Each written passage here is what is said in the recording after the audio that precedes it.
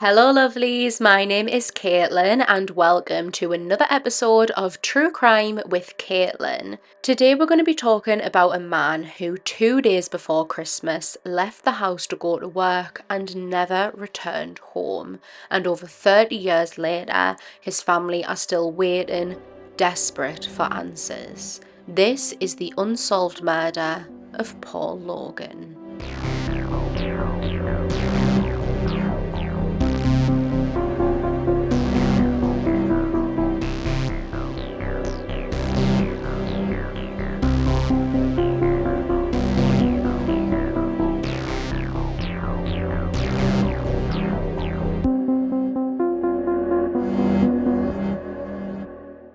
In December 1993, the small, quaint town of Consett, County Durham looked like something out of a Christmas movie.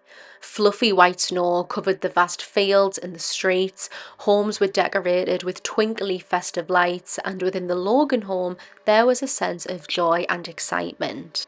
Paul Logan and Pamela Hughes lived with their two children, 4-year-old Michael and baby Natalie, who was 9 months old. Paul was 25 and he and Pamela were childhood sweethearts. They'd been going out for about a decade and were in a very happy, loving relationship. Loving would be a word often used to describe Paul. He radiated love and adoration to his family, and he got it back in return. He was a treasured son to Hugh and Elsie, and he was an excellent, devoted father. This is Pamela describing Paul with their son Michael.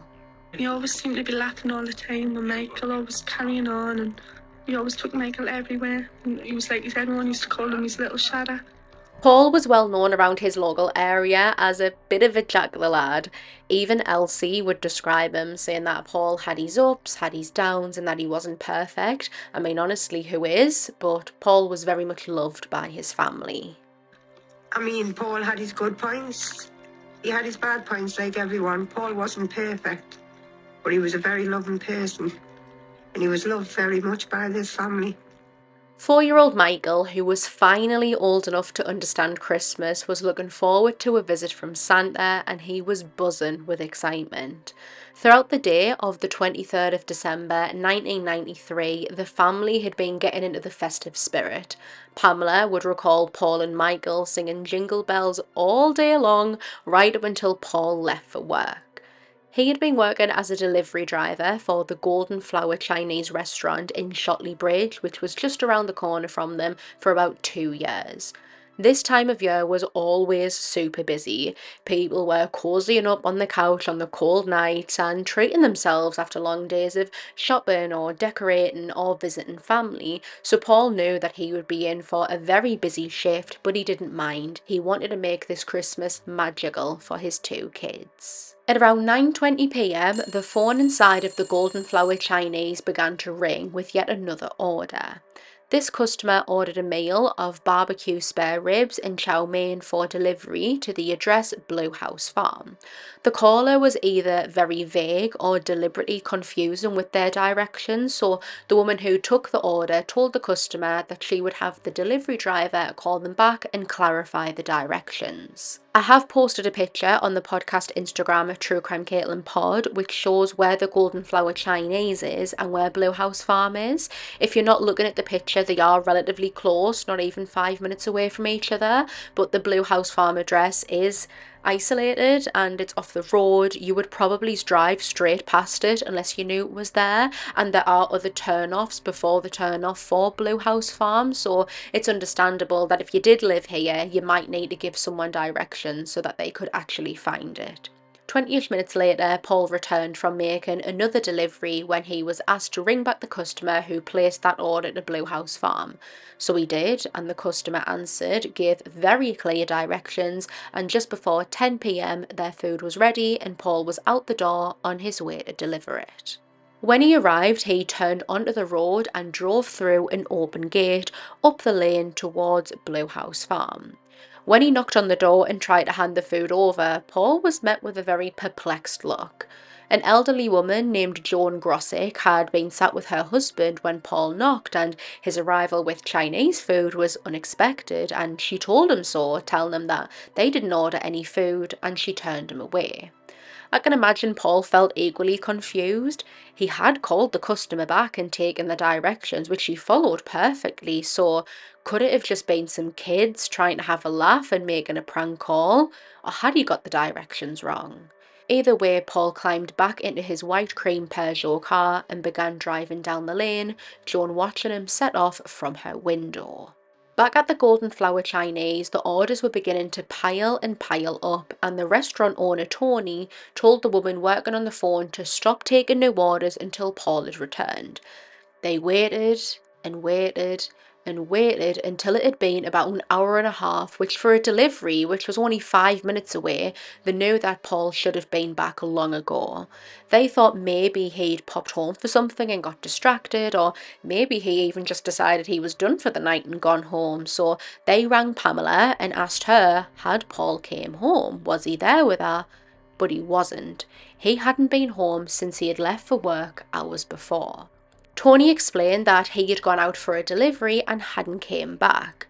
Pamela then rang Elsie and Hugh, and Elsie would recall immediately being concerned that Paul hadn't returned. But it was when I got the phone call from Pamela that Paul hadn't returned.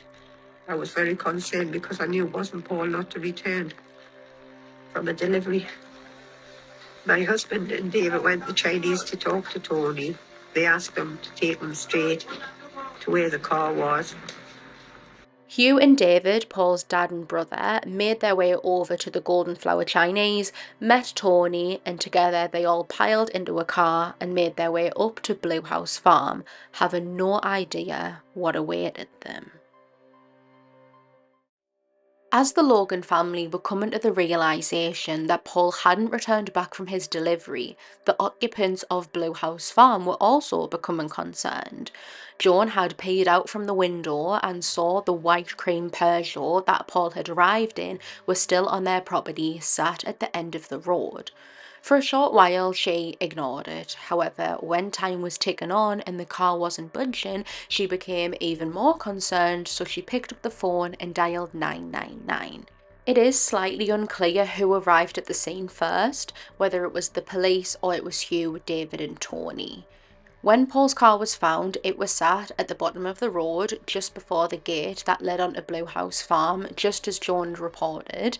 Its headlights were still on, both of the doors to the car were left wide open, and there was no sign of Paul. Police promptly began an investigation, searching the nearby dark, snow-covered farmland for any sign of Paul or any sign of what could have happened to him. At around 2:15 a.m, now on Christmas Eve, an officer would find the body of Paul Logan, approximately 50 yards away from his car and covered in blood. It was clear that Paul had been the victim of a barbarous, callous, cold-blooded murder. He had been beaten over the head with an unknown blunt instrument so severely that his skull had been crushed, causing him to have brain damage. He sustained wounds all across his body, 30 in total. It was found that he had self-defense wounds where he had tried to fend off his attacker, and there was evidence that Paul managed to escape from the brutal beating momentarily and had tried running away when the attacker caught up to him and ultimately killed him. I tried to find exactly what they found that proved this, but I couldn't find any specifics. My guess would be either they found footprints or drag marks in the snow, or maybe there was a trail of blood that they had found. Police launched a murder investigation and scoured the extensive fields that surrounded Blue House Farm, searching for a murder weapon which they would never end up finding. Investigators began trying to trace the caller who had placed the order to the Golden Flower Chinese, and they quickly discovered that the call wasn't made from a house phone or a very rare mobile phone, but it came from a phone box around 600 yards away from the Chinese on Ben Fieldside Road. This was interesting to investigators because they knew that the caller had waited about 20 minutes after they had first rang up the Chinese for Paul to ring them back to clarify the directions. So surely someone had to have noticed someone in or lingering near the phone box within this 20 to 30 minute time frame, and they were right. The witnesses were a couple who were out walking together down this road, and the woman had noticed a man stood inside of the phone box looking very normal, talking down the phone, as you do when you're inside of a phone box. But as she and her partner got closer, he kind of turned to conceal himself and stopped talking. This was what stood out to her and made an otherwise very normal thing stick out to her. Why was he trying to not make himself noticeable? What was he saying that he didn't want to be heard? This is Detective David Wilson relaying the description that was given of the man. A lot of people saw the man in the phone box that night. What did he look like? He's white, about 6 foot tall, 30 years of age, muscular build, wearing a black leather jacket, scruffy appearance, colour length dark hair. He's sitting at the front. Along with this mysterious man inside of the phone box, there was a red Ford Fiesta XR2 parked up alongside it with another man sat inside. This is that man's description. And the driver of the Fiesta vehicle was of similar build, again wearing a black leather jacket and a scruffy appearance. Other witnesses would tell police that they saw Paul's white cream Peugeot car parked at the gates of Blue House Farm, and that around 150 yards away they saw another car. This was a red or orange Astra. Could they have been mistaken, and was it actually a Ford Fiesta that they had seen, or was this other similar coloured car seen near Paul's purely a coincidence? A team of 30 detectives worked the case and over 1,200 statements were taken. From these statements, investigators were able to uncover some interesting things that had happened to Paul in the months leading up to his murder. For instance, Paul's car had been vandalised several times, meaning that he was unable to drive it, and working as a delivery driver, this obviously wasn't good. If he can't drive, he can't work. In September 1993, Paul's car had yet again been vandalised, and someone had carved the words, quote, "no legs" onto his roof. Now, I'm also from Durham, the area where this case happened, and I've never ever heard of this phrase before. I did try and look to see what it meant, but the only answers that I could get were from Reddit, so I don't know how accurate they are. So according to Redditors, no legs refers to a threat being made to a grass meaning a snitch.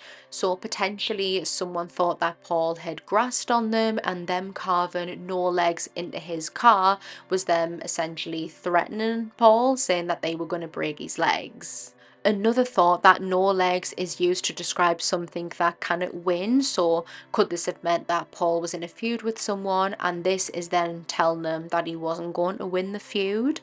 I have no idea, but that's what I found on Reddit, and I think finding the context of this could have really been important to the case. Through speaking to several locals, investigators would discover that some people weren't huge fans of Paul, that many people held grudges against him for whatever reason.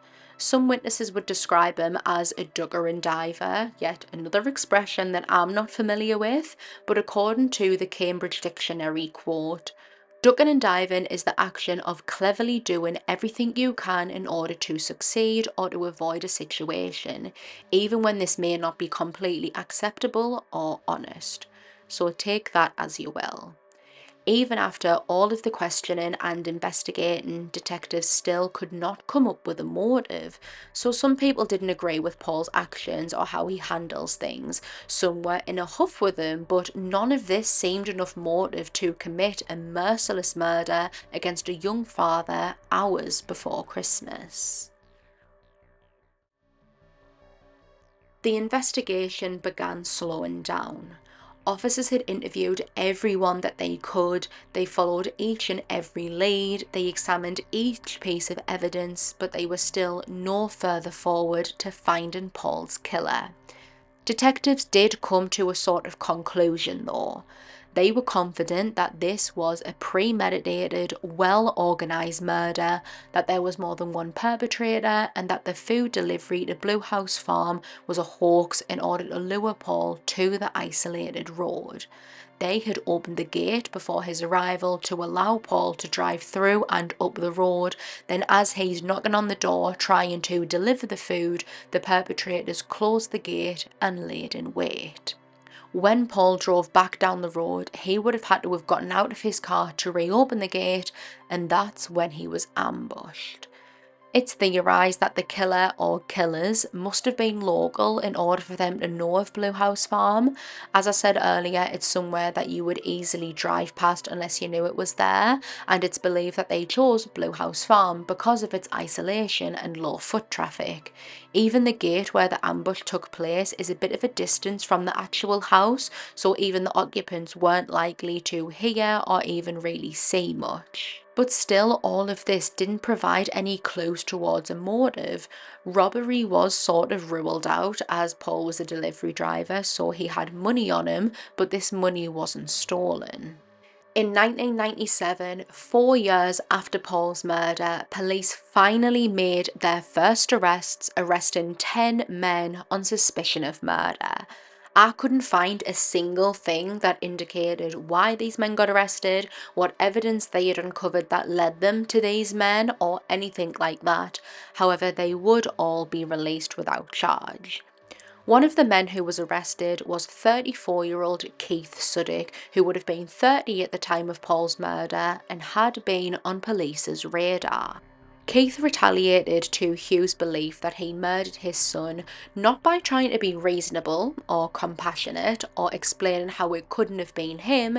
Instead, Keith committed a bomb attack on Hugh's van. He alleged that the accusations from the Logan family were embarrassing for him and that the allegations caused his own business to fail, and in anger he took out revenge on Hugh. Keith would spend 12 months in prison after pleading guilty to possession of explosives. He died in 2012, days before his 50th birthday, after suffering a heart spasm due to excessive use of cocaine, never admitting if he was involved with Paul's murder.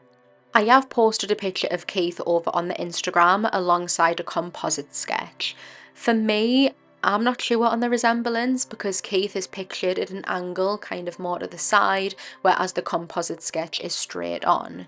Keith's hair isn't as receding as the composite, his eyes and lips are both a bit bigger, but they're both over there, so you can go have a look and compare for yourself and let me know what you think. During a Crime Watch episode, Elsie talks about the effect that her son's murder has had on the entire family. She talks about how sometimes she thinks she's going mad.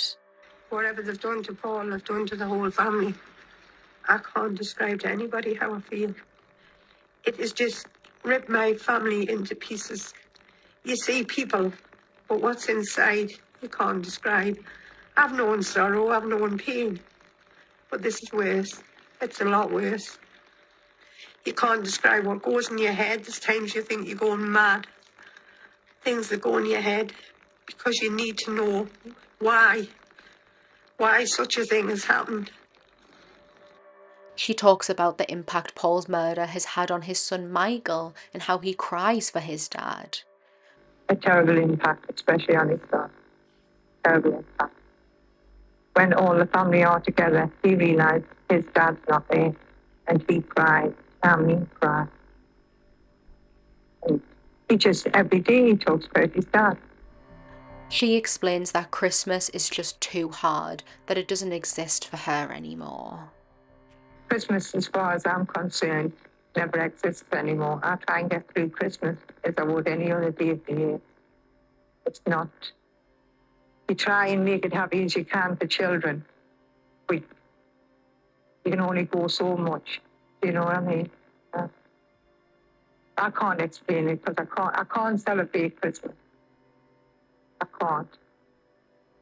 Over the years, the Logan family have put up a reward for information leading to an arrest and conviction to try and help find Paul's killer. With the help of Crime Stoppers, that reward now sits at £50,000. In a 2017 interview, Paul's sister made a plea for information. Please come forward with any information that you may have, whether it be little, small. It could seem like nothing to you, but it could make a big difference to the inquiry, just so that we can have a bit of closure as a family. And how has it been not knowing who killed Paul or why they did it? It's been extremely difficult. It makes you question who your friends are, what are people talking about, sort of who knows, who doesn't, and basically why aren't people coming forward. She would talk about how difficult it is living with the fact that her brother was murdered and that they have no answers, not even a reason why he was murdered. How she has to remember the good times to get through each day, and how police are still actively working the case, that Paul's case isn't sat at the back of a drawer in an office and forgotten about.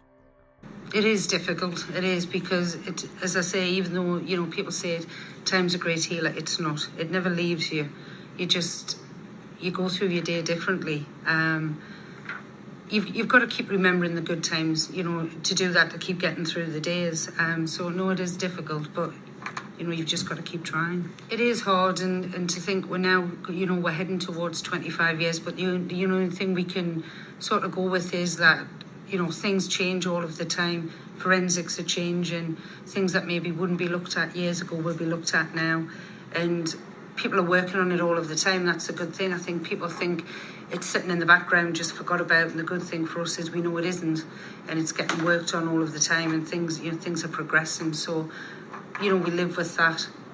It doesn't make any sense to us because we've had no answers. We've never had any answers to either who or what reasons behind it. So that makes it extremely difficult because, you could understand if there was a reason, you could think, right, that's why it happened, but we don't have that. We've never had any answers to that.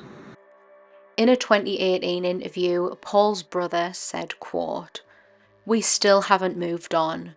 We live with this every day.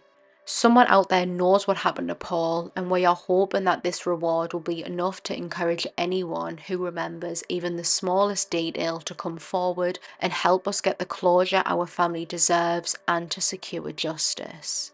Natalie, who was only 9 months old when her Daunton father was murdered, said, quote, "My dad was the same age I am now when he was killed, and he had his whole life ahead of him. Someone out there knows why my dad was taken from us. They know I've gone through life without him, and they know what my family have been through. I truly hope we can find the answers we need so my family and I can have our closure." It has now been 30 years since 25-year-old Paul Logan was lured, ambushed and horrifically murdered, and his killers have still not been brought to justice. Hugh and Elsie have both sadly passed before seeing justice being brought for their son. Paul would have been 55 and a grandfather now, both of his children starting their own families. The Logans are still hoping that one day they will get their answers. If you have any information regarding the December 1993 murder of Paul Logan in Shotley Bridge, County Durham, you can contact Northumbria Police's Homicide and Major Inquiry Team on 101, or you can contact Crime Stoppers anonymously on 0800 555 111 or through their website.